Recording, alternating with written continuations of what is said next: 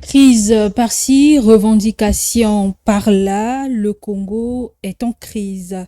Que ce soit du côté des transports, de la consommation courante, de l'eau ou de l'électricité, les mécontentements continuent à faire écho. Et donc, face à cette évidence, comment envisager cette crise qui est désormais multidimensionnelle? Pour répondre à cette question ce soir, dans le dictionnaire politique, je reçois Alphonse Ndongo, il est journaliste économique et financier. À ses côtés, Meshak Nga Poula, il est économiste. Juste en face, Guy Benoît de Victor, journaliste, et aussi Brony Fortuna Ngolali, journaliste également. Comment envisager cette crise, la crise actuelle? C'est le thème de ce soir. Merci d'être avec nous et chaque fois, nous vous demandons cet effort de partager ce contenu, de commenter, donc de participer à ce débat. Et n'oubliez pas qu'en direct, il est nécessaire de mettre les cœurs pour contrer certains signalements. Bienvenue à tous et n'oubliez surtout pas de partager. Alphonse Ndongo, bienvenue. Bonjour. Alors, il s'agira pour un premier temps de faire l'analyse de la situation actuelle. C'est pourquoi je m'en vais vous poser cette question. Quel est l'état de lieu qui peut être fait de cette crise? Alors, la crise, les différentes crises auxquelles on assiste aujourd'hui sont pour la plupart structurelles. Si on part du secteur, par exemple, de l'eau et de l'électricité, on sait que c'est d'abord des crises structurelles du fait que, bon, il y a une adéquation maintenant entre l'offre et la demande. Je vais être un peu plus simple. Ça veut dire tout simplement qu'on a des entreprises qui ne réussissent plus à avoir des capacités de fourniture d'électricité ou d'eau à une population qui a grandi, c'est-à-dire à un parc de consommateurs qui a grandi. Ça, c'est une crise structurelle. En ce qui concerne les autres crises dans les hôpitaux ou en ce qui concerne la sécurité sociale avec les pensionnés, c'est une crise purement financière. C'est vrai aussi que il y a quand même des métastases qui vont justement, qui arrivent notamment aux portes de ces structures, mais une crise financière, on le sait, du fait que voilà, notre pays connaît un assèchement financier, et ça fait qu'on se retrouve dans les hôpitaux avec des situations où les gens ne sont plus payés à date, et dans les autres structures, n'est-ce pas, qui sont des structures parapubliques. Donc, c'est comme ça qu'on peut, dans un premier temps, résumer les crises auxquelles on fait face aujourd'hui. Guy Benoît de Victor, vous êtes aussi observateur en tant que journaliste. Peut-on connaître aujourd'hui les crises, s'il faut parler des crises dont fait face le Congo aujourd'hui? Bon, je crois que... Merci beaucoup déjà pour l'invitation. Ce n'est un secret pour personne, parce que ça saute à l'œil. Et ce n'est même pas les observateurs qui l'ont constaté, c'est l'exécutif ou les gouvernants eux-mêmes qui ont signalé que le pays est en crise et que d'ici là, on va connaître les jours mauvais. Et cela s'entend. Et vous l'avez dit dans votre introduction que dans tous les secteurs presque, il y a des problèmes. Bon, mais qu'est-ce que tu veux qu'on fasse? Tout ça, c'est l'imprudence des gouvernants. Parce que gouverner, c'est prévoir. On ne peut pas être au pouvoir pendant plus de 64 ans, avoir la gestion d'un État pendant plus de 64 ans, et se retrouver, être confronté à un problème récurrent comme le problème de l'eau ou de l'électricité. Ce n'est pas normal. Dans un pays comme le nôtre, qui est arrosé des cours d'eau, je crois que il y a des exemples à copier pour parfaire le réseau d'alimentation en eau potable ou en électricité. Or, le laisser-aller a fait que chaque jour on crie, mais on n'apporte aucune solution. Et voilà même au transport. Comment pouvez-vous expliquer que les transporteurs, dans un pays gouverné, un pays comme le nôtre, se mettent à fixer, par exemple, les prix de la course? Est-ce que c'est le ressort des transporteurs? Est-ce que c'est le recours des syndicalistes? Une certaine léthargie. Mais voilà, et nous l'avons toujours dit, et nous le disons toujours, et nous ne cesserons jamais de le dire, que le pays, s'il y a ce laisser-aller, le pays ira à volo. On ne peut pas comprendre que la crise soit multidimensionnellement comme ça. C'est pas possible, ça. C'est pas possible. Parce qu'en ce moment-là, on se dit quoi? Où est-ce que le Congo excelle? Dans quel domaine? Regardez le sport, on n'y peut même pas. Alors que ça, c'est c'est un sport individuel où on attend la compétence des individus. On n'arrive pas. Vous voyez, on n'arrive pas. Bon, sur le plan éducationnel, voilà, même au cours d'un examen d'État comme le baccalauréat, on se dit que bon, on a mis parmi les épreuves les matières qui n'existent plus. Bon, vous comprenez cela? Comment? Ce n'est plus au programme, mais on donne ça aux étudiants, aux élèves. On attend quoi? Vous comprenez? On attend quoi? Et on se rend compte qu'il y a même des admis, des candidates qui sont admis, mais on a attribué l'admission à une autre personne qui est d'un autre collège, qui est d'un autre lycée, qui est d'un autre département. Attends, quand même, il y a quelque chose qui ne va pas. Il y a quelque chose qui ne va pas. Et donc, c'est pas à toi et moi de dire ça. C'est ça, le Premier ministre lui-même l'a dit, et le gouvernement aussi, on est conscient que plus rien ne va. Plus rien ne va. On ne peut pas comprendre que les retraités qui ont travaillé, qui ont épargné, qui ont cotisé pendant des années, on se retrouve, bon, dans leur compte, il n'y a absolument rien, on ne peut pas les payer. Comment? On reviendra tout à l'heure sur les causes. On va certainement y rester. Monsieur Méchac, aujourd'hui, Guy Benoît de Victor dit que plus rien ne va. Est-ce qu'on peut identifier aujourd'hui les facteurs qui ont entraîné ces différentes crises? Déjà, je tiens à vous remercier suite à l'invitation. Je vous en prie. Déjà, pour évoquer les causes, nous savons aujourd'hui que la crise actuelle au Congo comment dirais-je, la crise elle est multidimensionnelle, est un sujet complexe et il y a pas mal d'éléments qui peuvent aujourd'hui expliquer la situation que nous vivons ou que nous subissons.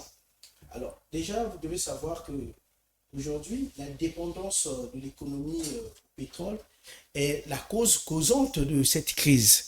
Parce que l'économie congolaise étant figée sur un secteur aussi instable que le secteur pétrolier, nous subissons tout simplement les effets de ce secteur fragile. Donc, il y a donc la dépendance de l'économie à l'or noir. Et à côté de cet aspect, on ne va pas se limiter là-dessus, il y a les questions de gouvernance. Aujourd'hui, les questions de gouvernance, quand on les évoque, on voit plus ou moins les questions de corruption. Aujourd'hui, la corruption ne cesse de prendre le dessus dans la société et qui impacte négativement sur nos économies. Bien, à côté de ces deux aspects, il y a également un élément majeur que nous ne pouvons pas mettre de côté, qui est donc la dette publique. Aujourd'hui, le niveau de la dette étant élevé, pèse sur les finances publiques. Donc ces trois éléments-là sont à l'origine, sinon je dirais, de la situation que nous vivons actuellement. Donc il y a un effet domino, en partant donc de la chute du baril du pétrole et jusqu'au niveau social. Boni Fortuna Ngolali, tout à l'heure, M. Méchac parlait d'une dépendance au pétrole, de la dette publique, de la gouvernance. Est-ce que c'est cela, selon vous, qui a entraîné ces différentes crises? Oui, il a tout résumé. Hein. Je pense qu'il ne faudrait pas que nous nous éparpillons. Il ne faudrait pas que nous nous focalisons sur les conséquences que nous vivons aujourd'hui depuis plusieurs années pour oublier d'où viennent ces crises et comment sommes-nous arrivés à ce niveau. Le vrai problème, c'est qu'il faut comprendre que le Congo vit dans cet état des choses depuis près de 30 ans, on va le dire. C'est vrai que nous avons connu des moments où on avait beaucoup d'argent, on a vu les ministres se targuer dans ce pays, d'avoir beaucoup d'argent dans ce pays. Le prix de baril de pétrole était tellement à la hausse que le Congo a engrangé suffisamment d'argent. Et c'est même grâce à cet argent, on a vu comment on a lancé la municipalisation accélérée. C'est vrai qu'il y a eu des prêts également. Mais le Congo a eu un moment, on va dire, voilà. Alors, maintenant, on se rend compte qu'on retombe dans la crise, on retombe dans ces crises multiples, mais qui ont toujours existé. Ça veut dire quoi? Il y a eu un vrai problème de gestion. La question qu'on se pose, comment le Congo a-t-il géré son argent? Parce que tout l'argent que nous avons eu dans ce pays pouvait nous permettre, nous, de résoudre tant soit peu les problèmes d'eau, les problèmes d'électricité qui durent depuis plusieurs années, plusieurs décennies, de résoudre le problème éducatif. Ça veut dire qu'en termes d'infrastructure, en termes de recrutement des enseignants, mais on constate que depuis donc plusieurs décennies, rien ne se fait, mais simplement parce que les hommes et les femmes qui sont choisis à la tâche soit ne sont pas à la hauteur, soit ne priorisent pas l'intérêt général. Et c'est ce que M. Ngapoulet disait tout à l'heure, c'est de la mauvaise gouvernance. On est passé de plusieurs gouvernements, et voilà, et même des projets, on se souvient bien, la gare, on est revenu encore comme par miracle aujourd'hui sur la gestion axée sur les résultats. On a eu des séminaires dans ce pays et sur la gare, on a eu des experts qui sont venus de partout pour former le gouvernement. On a tenté plusieurs fois de juguler la situation. On se souvient qu'il y a eu un gouvernement avec des pôles de souveraineté, pôle économique, pôle communication,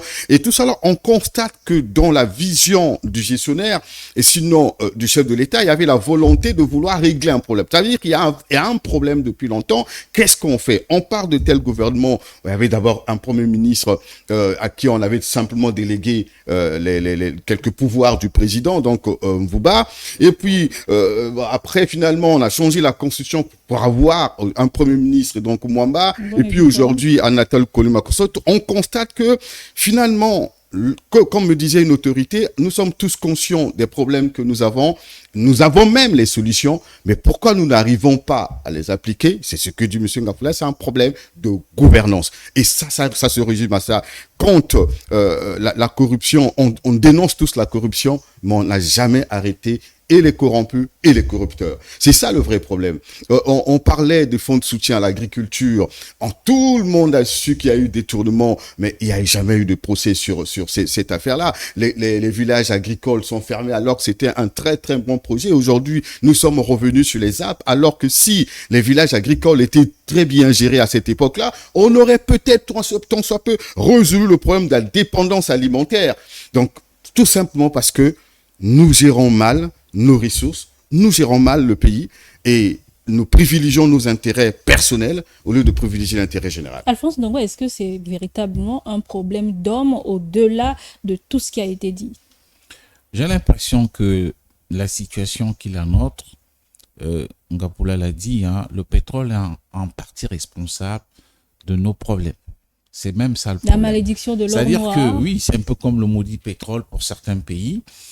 Lorsque le Congo se trouve en situation d'assèchement financier, il fait tout pour respecter à la lettre les recommandations des institutions de Bretton Woods, la Banque mondiale et le FMI.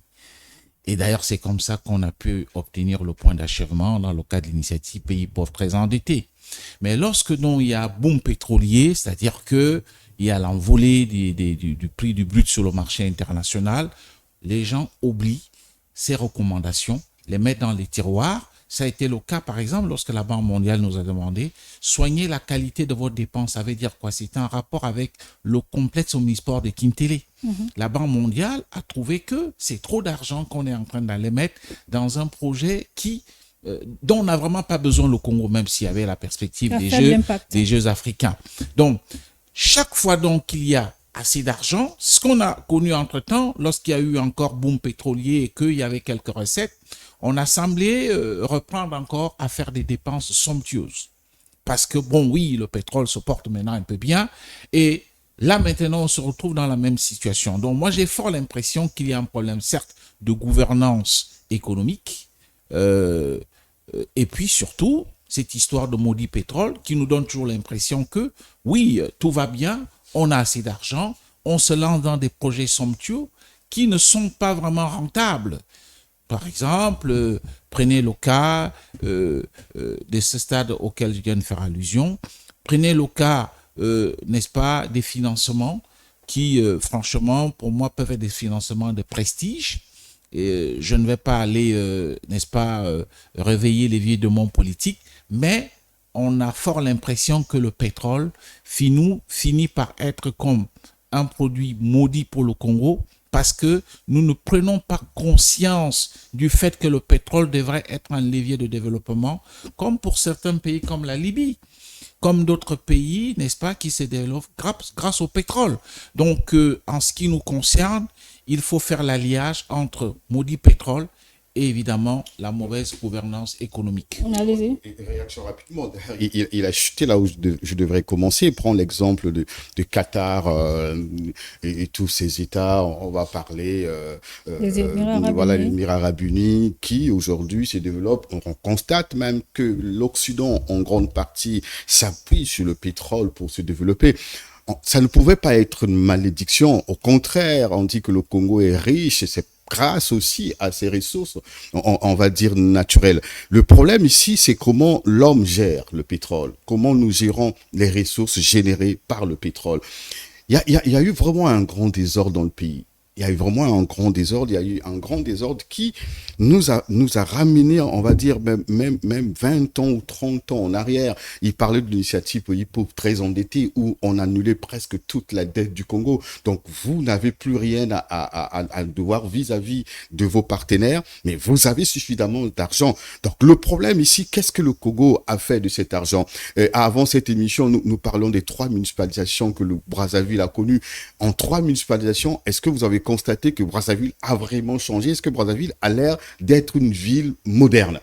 Mais où est parti cet argent? Nous nous souvenons que toujours dans l'optique de mieux faire les choses, il y avait des fonds qui étaient mis de côté parce qu'il y avait l'excédent budgétaire et à chaque fois qu'il y avait plus d'argent, on mettait cet argent de côté, 14 000 milliards de francs CFA. Mais aujourd'hui, on se souvient quand le ministre Premier Mwamba est arrivé récemment lors d'une conférence de presse qu'il tenait, paix à son âme, il avait avoué clairement n'avoir retrouvé que 400 millions de francs CFA sur les 14 000 milliards. Alors, où est parti cet argent? Donc, le problème, ce n'est pas le 400 pétrole. milliards. 400 milliards. Le problème aujourd'hui, ce n'est pas le pétrole qui doit en réalité être une malédiction ou qui est une malédiction, mais c'est plutôt les hommes qui sont commis à la tâche et qui ne prennent pas, à mon avis, conscience que le pays doit passer avant, comme je le disais tout à l'heure, les intérêts personnels. Donc, il faudrait pas qu'on se disperse pour dire, OK, on a vu les conséquences, il n'y a pas d'électricité, il n'y a pas d'eau, il y a le problème de transport. Nous avons l'impression d'oublier les causes même de ces crises. On a l'impression, Alphonse parlait des situations ou des problèmes structurels, donc ça veut dire que ça vient de très loin.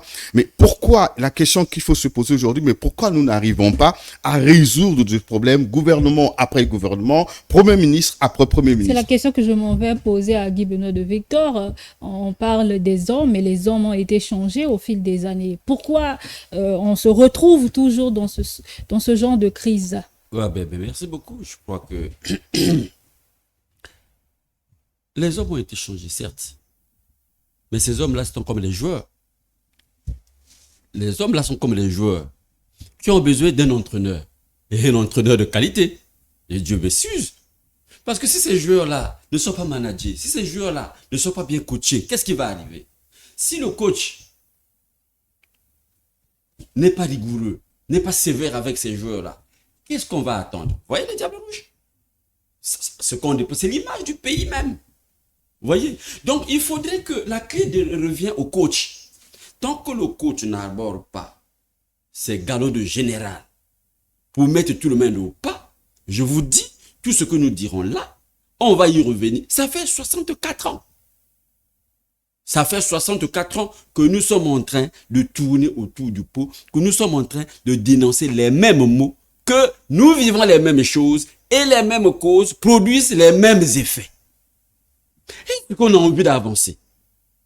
Est-ce que le pays a envie d'avancer? Ce que nous disons là, on l'a déjà dit. Ce que nous disons là, même les gouvernants entre eux, en aparté, le disent et le constatent. Bon, finalement, la clé de voûte est auprès de qui? Qui doit impulser? Quand vous parlez du coach, vous parlez du chef de l'État. Mais attends, mais c'est lui qui a un mandat, mon vieux, excusez-moi. C'est lui qui a un mandat. C'est lui qui nous a proposé ce qu'il nous a proposé. C'est à lui que le peuple a fait confiance. Et c'est à lui de demander à tous ces joueurs à qui il fait. Parce qu'il est le seul à faire confiance à ces gens-là. Mais nous constatons que les gens sur lesquels il compte, mais pourtant, il les a changés. Mais oui, mais il change. Et regardez autour. Depuis qu'il a commencé à changer, on est que c'est les mêmes. Qui vont, qui reviennent. Mais ils ne changent pas de tactique. Vous voyez? Tout à l'heure, les amis parlaient de l'après du pétrole. Mais je vais vous dire, dans ce pays, il y a eu comme les artistes prophètes. Mangungu Clé nous avertissait. Mangungu Clé nous disait déjà de penser l'après-pétrole. Il ne faut pas qu'on focalise nos attentions autour du pétrole. Nous avons le bois. On fait comme si dans ce pays on n'exploite pas le bois. Mais nous exploitons le bois. On fait comme si dans ce pays on n'exploite pas l'or. Mais nous avons les industries extractives. Disons, nous faisons partie de l'ITIE. Aujourd'hui, on parle mais nous faisons partie de l'ITIE, c'est que nous sommes en train d'extraire. Et qu'est-ce que ces ressources-là nous rapportent? Mais quand nous parlons du pétrole, mais c'est une affaire d'initié apparemment. Mais lesquels gèrent le pétrole? Et combien ont été formés pour la gestion du pétrole, les Congolais? Combien? Vous comprenez? Lesquels? Donc je crois, tant qu'on ne tient pas le taureau par les cornes, on ne peut pas le terrasser. Le mal qui est là, c'est comme un taureau en furie. Il faut terrasser le mal. Mais pour le terrasser, il faut dire vrai. Il faut faire vrai. Pourquoi aujourd'hui, même la sécurité d'État devient amorphe? C'est elle qui garantissait la sécurité de tout le monde. C'est elle qui faisait peur aux voleurs et aux corrupteurs. Pourquoi aujourd'hui ils ne font plus la même chose comme au temps du mono? Vous voyez cela? Et c'est la désagrégation on a désacralisé même ces mythes. C'est cette désacralisation qui a fait que il y a le laisser aller. C'est ce laisser aller qui nous met en difficulté. Même au PCT, le parti au pouvoir, il n'arrive pas à interpeller. Récemment, le Premier ministre a été fait pas, mais après, c'est pour quel effet? Pour quel résultat? Est-ce qu'on peut comprendre dans un pays comme le nôtre, les gouvernants disent que nous avons suffisamment d'argent, 14 000 milliards épargnés dans une banque. Du jour au lendemain, l'argent disparaît. Le Premier ministre sortant, le père à son âme, Clément, annonce qu'il n'a retrouvé que 400 milliards. 400 millions. C'était pas milliards, millions. Bon. Et ça n'émeut personne. Ça n'émeut personne. Moi, je me rappelle que le président de la République, en tant que candidat à la candidature, a été soumis à cette question par les amis d'Africa, pas Africa 24. Oui, Africa 24. Il lui demande, mais où sont partis les 14 000 milliards? Il dit, mais c'est pour la génération future. Mais le futur, c'est quoi? C'est le jour d'après ou l'heure d'après ou la seconde d'après. Donc, nous sommes déjà dans le futur. Mais les 14 000 milliards, puisque le futur nous a rattrapé, que nous nous retrouvons dans une rétrocession. Une régression. Mais que les 14 000 milliards, au moins ça, scientifiquement, on demanderait à toutes les institutions d'appui à la démocratie créées pour lutter contre la concussion et la corruption, de s'y mettre pour chercher à savoir, pour faire la traçabilité. L'argent est parti par où? Peut-être que les enquêtes sont déjà en cours. Nous allons évoluer dans le débat. Les causes sont connues et les conséquences sont vécues par tous les Congolais aujourd'hui. Comment est-ce que cette crise, sinon ces différentes crises, sont gérées, vous qui êtes économiste? Mais déjà, la gestion de la crise aujourd'hui, je crois que nous l'avons suivi même dernièrement, quand le chef de l'État décide de mettre en place une commission ad hoc pour essayer de gérer la trésorerie de l'État, parce que cette crise a de l'impact sur le social. Aujourd'hui, on constate la détériorisation des conditions de vie qui s'explique par un taux de chômage élevé. Nous avons l'inflation qui est élevée. Donc, il y a des tensions sociales. Aujourd'hui, l'État, si je peux me le permettre, l'État est en cessation de paiement. Parce que quand on paye même les fonctionnaires aujourd'hui, moi je ne parle pas en termes de paiement, je parle en termes d'avance de paye. Parce qu'il y a certains qui ne sont pas servis au même instant. Il faut attendre au moins 2 semaines après pour ceux qui évoluent, pour ceux qui touchent au niveau par exemple du Trésor. Bon, déjà, pour les retraités, le constat est amer. Parce que logiquement, on est dans un système intergénérationnel concernant par exemple les retraités ou les actifs. Les cotisations sociales des actifs permettent de financer les cotisations et permettent de financer les pensions des retraités. Mais comment expliquez-vous que non, jusqu'à aujourd'hui, on a un peu du mal à financer les pensions des retraités, alors que chez les actifs, on est en train de prélever des fonds. Voilà. Donc là, il y a un souci. Le souci est énorme. Donc, il faut essayer un peu de mettre en place une politique là-dessus. Je crois que dernièrement, nous en avons parlé. Moi, j'ai émis une théorie concernant la politique du budget cyclique, concernant par exemple les retraités. C'est-à-dire, on met en place un budget un budget auquel l'État ne touche pas, qui ne sert qu'à financer les pensions. Parce que dans un autre sens, on peut expliquer donc ces bouleversements-là, sinon je dirais cette instabilité du fait que quand l'État prélève les cotisations sociales des actifs, donc on investit quelque part. Mais donc, si on investit quelque part et que le rendement n'est pas aussi bon, alors vous voyez que ça impacte négativement sur ceux-là. Alors qu'ils ont travaillé pour la République, ils méritent au moins leur pension. Alors, nous reviendrons certainement sur les propositions de sortie de crise, mais vous, en tant qu'économiste, est-ce que les décisions économiques qui sont prises permettent une meilleure gestion de ces crises?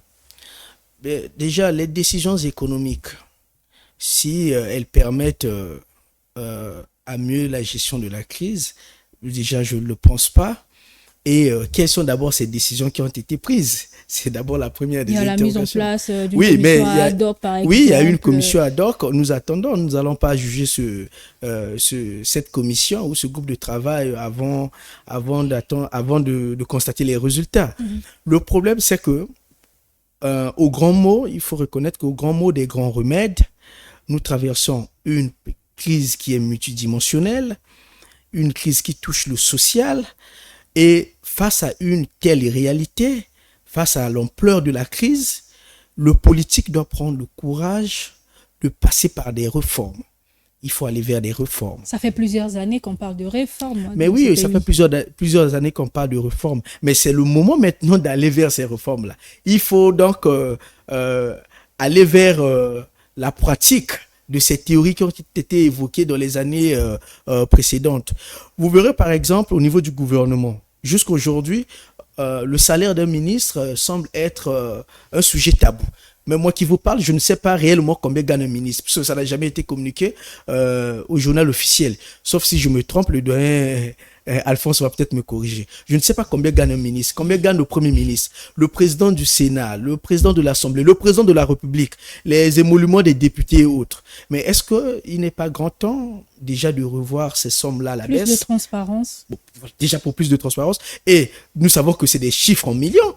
Est-ce qu'il n'y a pas cette possibilité-là déjà de réduire ces rémunérations-là auprès de ces gens? Parce que c'est eux qui nous dirigent et c'est à eux d'être des modèles, de prendre l'exemple, donc de nous montrer l'exemple. Est-ce qu'il faut réduire? S'il faut réduire les revenus de ces gens, oui, pourquoi pas? Parce que, je vous le dis, aucun humain n'a besoin d'avoir 15 millions pour vivre en un mois. Voilà, en 30 jours, s'il faut chiffrer en termes de jours. Donc, il y a cet aspect. Il y a également la question de la transparence. Il faut donc lutter contre la corruption en prônant pour la transparence des finances publiques. Et à côté de la notion de la transparence, nous avons également constaté que ces derniers temps, il y a eu des mauvais investissements de la part de nos autorités, de la part du gouvernement. Je vais vous donner un exemple. Ça fait plus de 10 ans que l'État investit des milliards pour des logements de Pilat. Jusqu'à aujourd'hui, ces logements-là ne produisent rien. Alors, supposons que... Des logements qui ont été mis en location quand même. Mais mis en location, quand j'entends déjà les chiffres qu'on nous donne dans la rue, mais le citoyen lambda n'a pas accès à ces locations-là. Donc, en réalité, ce sont des locations... L'État a construit pour les riches. C'est ça, en réalité. Parce que si par exemple, on me dit que non, on est en train de vendre une maison à 20 millions, quel est ce site, même quel est ce fonctionnaire-là qui peut acheter un tel local? Donc, déjà, là, il y a problème. Je vous donne un petit exemple. Supposons que non, pour chaque local, pour les fonctionnaires, par exemple, chaque fonctionnaire qui loue la maison, on lui prélève par exemple 50 ou 60 000 francs de son salaire, mais au bout de 10 ans, ça veut dire que l'État allait gagner beaucoup d'argent. Donc c'est un investissement jusqu'aujourd'hui il est jusqu'à présent c'est un investissement nul parce que il y a pas de rentabilité. Voilà, l'investissement est nul, il n'y a pas de retour. Donc vous voyez que nous avons investi mais mal. Ça, il faut le reconnaître. Il y a eu des mauvais investissements. Le doyen Ngolali a parlé de la municipalisation. Oui, l'idée, elle a été bonne, mais on ne juge pas l'intention, on juge les résultats. L'idée de la municipalisation, elle a été bonne, mais les résultats n'ont pas été à la hauteur. Ça, il faut le reconnaître. Et s'il faut donner un qualificatif, en évoquant par exemple la municipalisation, aujourd'hui, nous dirons que la municipalisation fut un échec. Mais alors que l'État a perdu beaucoup de milliards là-dessus. Un échec, monsieur Michak, mais Guy Benoît, est-ce que cette gestion aussi est un échec, la gestion actuelle de la crise? Ben oui, attends, j'allais rebondir tout à l'heure quand mon frère Michak était en train d'évoquer, vous avez parlé de tel qu'on veut réguler, la façon de réguler la crise, est-ce que c'est la meilleure? Je prends un exemple. Le gouvernement vient de nous dire que nous sommes en difficulté. Il n'y a pas d'argent, il faut chercher l'argent. Mais c'est encore le gouvernement qui décide un bon jour de créer des départements en plus. Il n'y a pas d'argent, mais on crée des départements en plus. Vous savez que la création des départements va engendrer de la dépense en plus. Va engendrer de la dépense en plus. Est-ce que c'est objectif? Ou c'est juste un saupoudrage? Parce que je ne peux pas comprendre que je suis en difficulté financièrement. Je ne peux pas joindre le deux bouts, mais moi je multiplie mes dépenses. Quand on crée c'est vrai, ça fait plaisir à tous ceux qui ont eu des chefs-lieux de département et tout. Mais c'est aussi pour une gestion efficace de ces collectivités. Mais ne t'en fais pas. Mais ça va engendrer quoi? La dépense en plus. Il faut payer le préfet, il faut payer le secrétaire général, il faut créer une administration dans tous ces départements créés. Mais avec quels moyens? Puisque nous pleurons les moyens. Puisque nous disons que nous n'avons pas d'argent. Vous comprenez? Mais c'est ça. Le mauvais investissement. Est-ce que fait comme ça, on va réguler la crise? On ne peut pas. On ne peut pas. Et on peut prendre des exemples comme ça. Les exemples sont légion. D'un côté, on dit qu'il n'y a rien. De l'autre, on fait... Est-ce qu'on peut comprendre que pendant que nous disons qu'il n'y a pas d'argent, mais je vois des affiches par-ci, par-là, il y a des marathons où même les coureurs internationaux vont venir. Mais l'État doit continuer à vivre quand même. Mais attends, oui, mais la priorité, c'est quoi? Est-ce que c'est encore la priorité pour un 15 août qui arrive, quand vous n'avez pas d'argent? Les militaires se préparent. C'est pour le 15 août, non? Est-ce que ce 15 août-là ne nous crée pas de la dépense? Quand on organise des fêtes comme ça, c'est des enveloppes perdues. Et ne s'y retrouvent que ceux qui sont à l'organisation. Comment on peut enrichir les gens aussi facilement comme ça, alors que l'État a besoin d'argent pour s'occuper des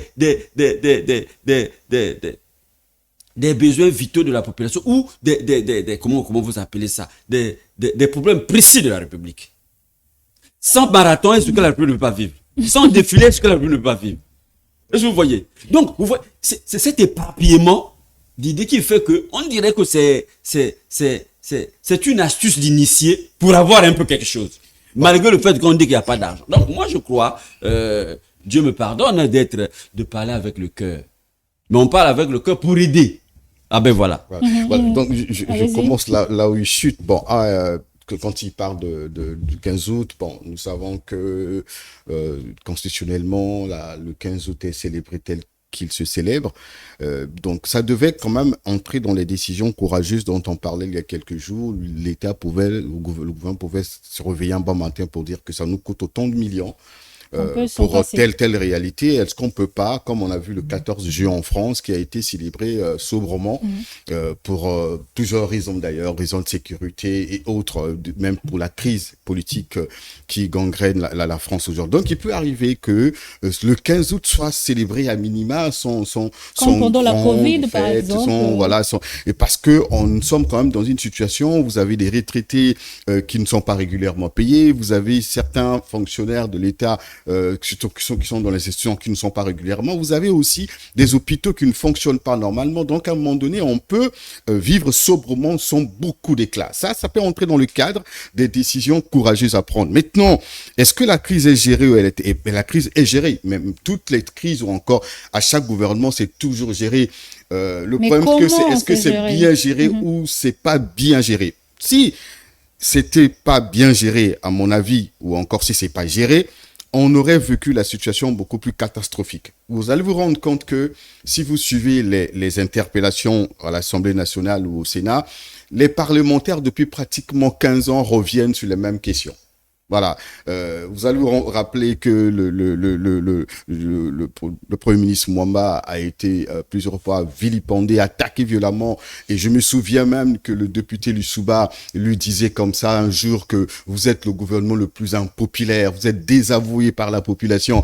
Et on se souvient qu'avec Anatole Kolimakoso, les mêmes adjectifs, les mêmes critiques reviennent pour dire que depuis quelque temps, les choses n'ont pas changé. Maintenant, si rien n'est fait jusqu'aujourd'hui, on se retrouverait dans une situation beaucoup plus catastrophique. Les réformes sont prises.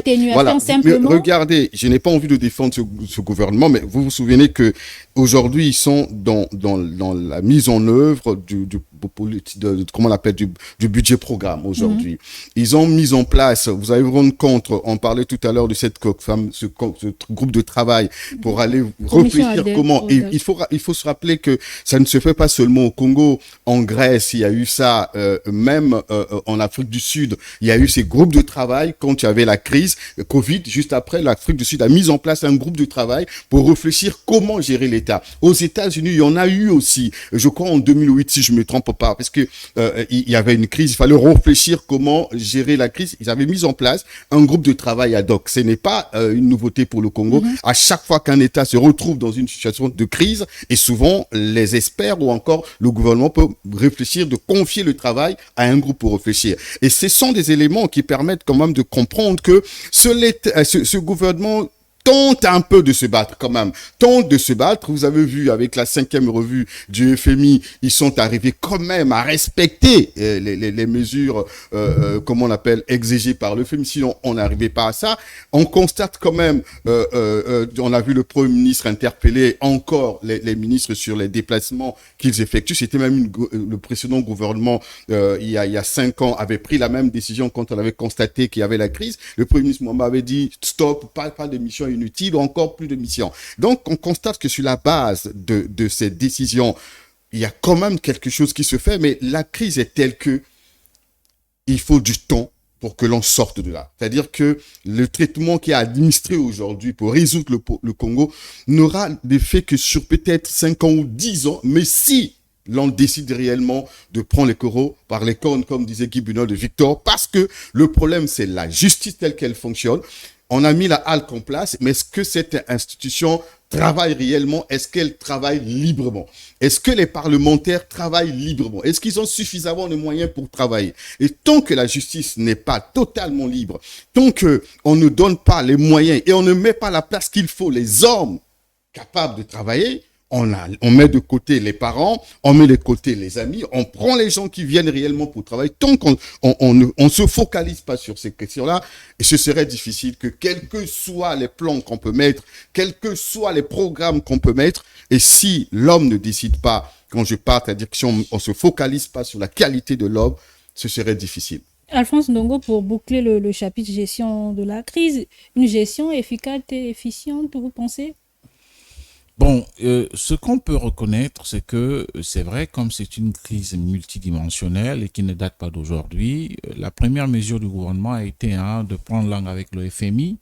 Et depuis pratiquement quelque temps, nous avons donc commencé à implémenter les 48 mesures recommandées par le Fonds monétaire international. Et sur le plan interne, on peut quand même noter, il faut le reconnaître, il y a donc ce groupe ad hoc qui va travailler, même si pour moi il y a un problème au niveau de la qualité des hommes qui doivent animer ce comité.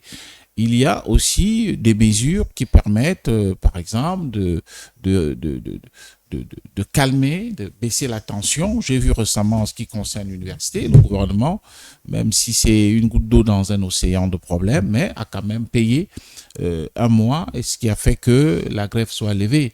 Je pense aussi qu'au niveau des hôpitaux, il y a comme une certaine prise en compte du fait qu'il faut auditer les comptes de certains hôpitaux. J'ai vu l'inspection générale des finances qui se déploie à Dolisie, qui se déploie à Luandjili, et je crois que c'est un mécanisme qui va conduire des audits, n'est-ce pas, dans certains hôpitaux généraux. Donc, ça veut dire que le gouvernement prend quand même conscience du fait qu'il faut soigner sa signature, il faut soigner la qualité de la dépense, mais c'est encore insuffisant. Il faut pas le nier. Peut-être qu'il faut encore faire plus. Et les problèmes du Congo étant très structurels, il y a surtout aussi le fait qu'il y ait parfois une certaine primauté de la politique sur l'économie, parce que quand la politique prime sur l'économie, ça pose un problème. L'appareil est très très lourd, et on constate quand même qu'il y a, au niveau par exemple, prenons de l'eau, quand on parle de l'eau et de l'électricité, je ne vais pas dire que c'est le meilleur des mondes, mais si on compare les coupures de courant il y a de maintenant, il y a 3 mois, je sens une légère, je dis bien une légère amélioration. Parce qu'on pouvait passer dans certains quartiers 3-4 jours sans électricité, mais je sens une légère amélioration. Je ne dis pas dans tous les quartiers, parce que je n'ai pas tous les moyens pour savoir ce qui se passe dans les autres quartiers, mais je parle des quartiers que je connais bien à Brazzaville. Donc, ça ne veut pas dire que c'est vraiment la fin du monde. Le gouvernement a récemment reçu, je crois, l'appui de la Banque mondiale pour essayer de restructurer le secteur de l'électricité, ce qui est déjà une bonne chose. Je pense que on sent quand même le gouvernement à la manœuvre, mais je dis, il faut encore plus. Il faut encore plus de transparence, il faut encore plus de lutte acharnée contre la corruption, il faut encore plus de lutte acharnée, n'est-ce pas, pour réduire les dépenses. La mesure prise par le Premier ministre, par exemple, de maintenant contrôler les missions de ces ministres qui doivent aller à l'étranger, c'est une mesure qui est là, mais souvent le Congo a un problème, de très bonnes mesures, mais maintenant au niveau de leur application, on reste se pose souvent un problème, surtout dans un gouvernement où il y a des ministres qui sont hyper puissants, qui pensent que moi je dois voyager, je me fous de la note par exemple du Premier ministre. C'est là où se pose souvent le problème. Mais est-ce qu'en termes de mobilisation des recettes, le Congo pourra compter sur les mobilisations internes pour sortir de cette crise, surtout économique? Si franchement le gouvernement travaille bien, si les choses sont bien cadrées, il y a des possibilités de mobiliser les recettes dans ce pays. Il y a des gens aujourd'hui, essayez de promener votre regard dans la ville, vous verrez des appartements meublés en étage. Est-ce qu'il n'y a pas lieu là pour l'État de capter quand même un peu d'argent auprès de ceux qui font maintenant du commerce via l'habitat?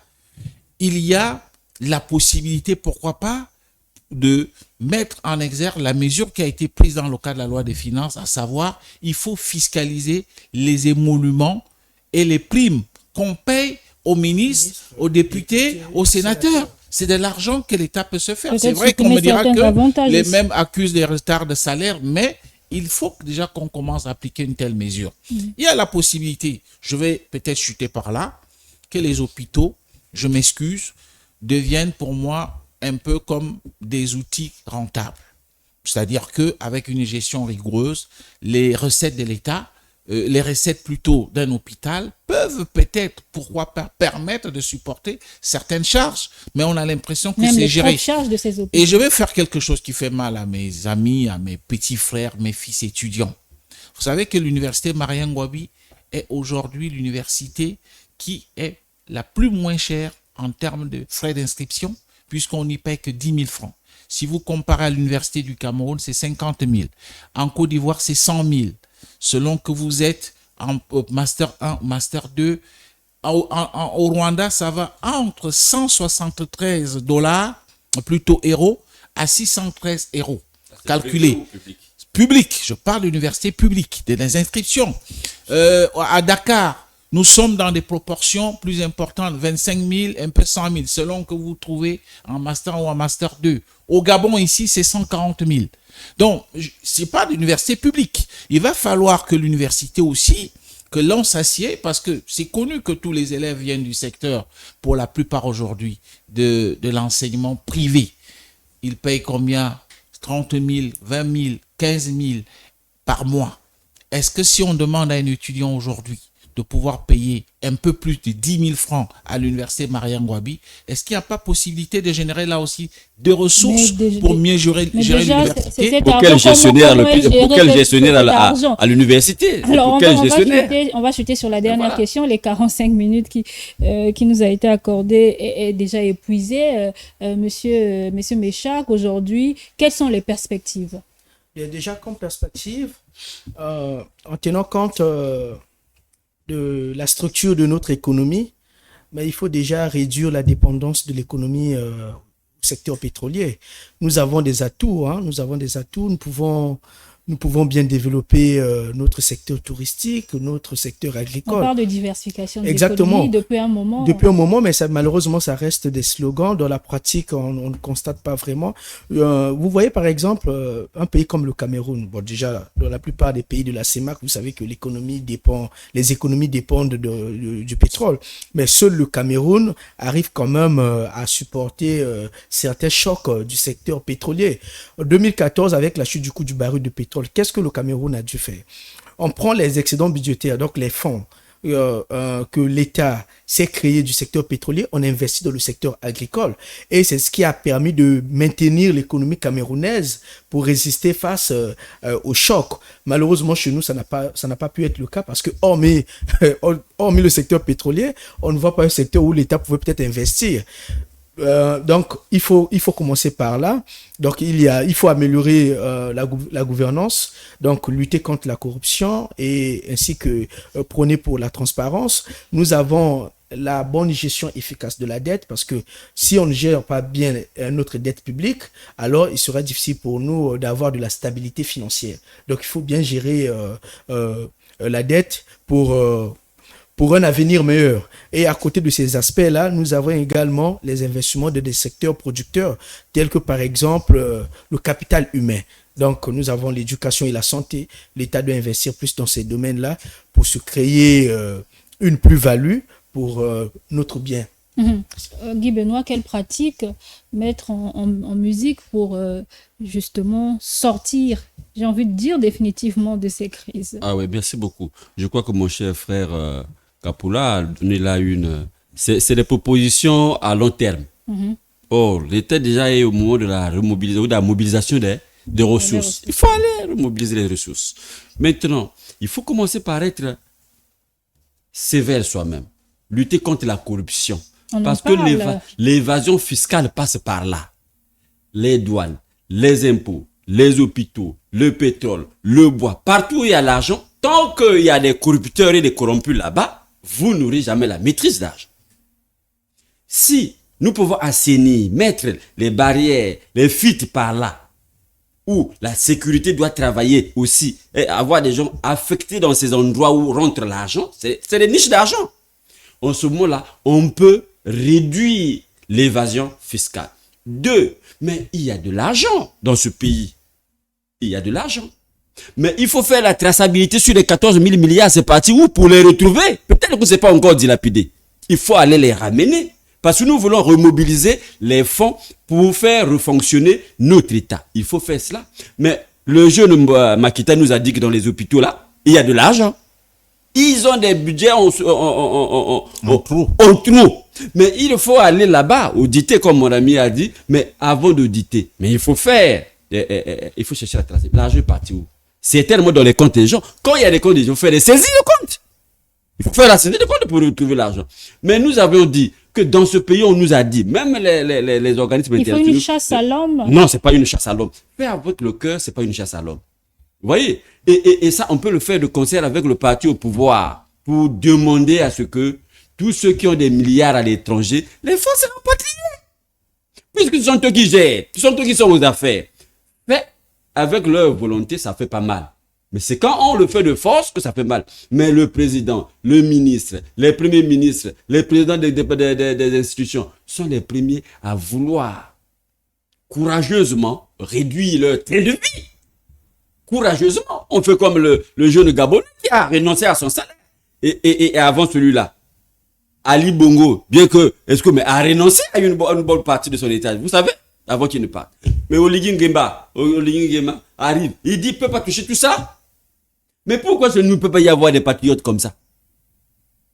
Pourquoi il n'y en a pas? Mais nous avons les paradis fiscaux, il y a de l'argent du Congo qui dort partout.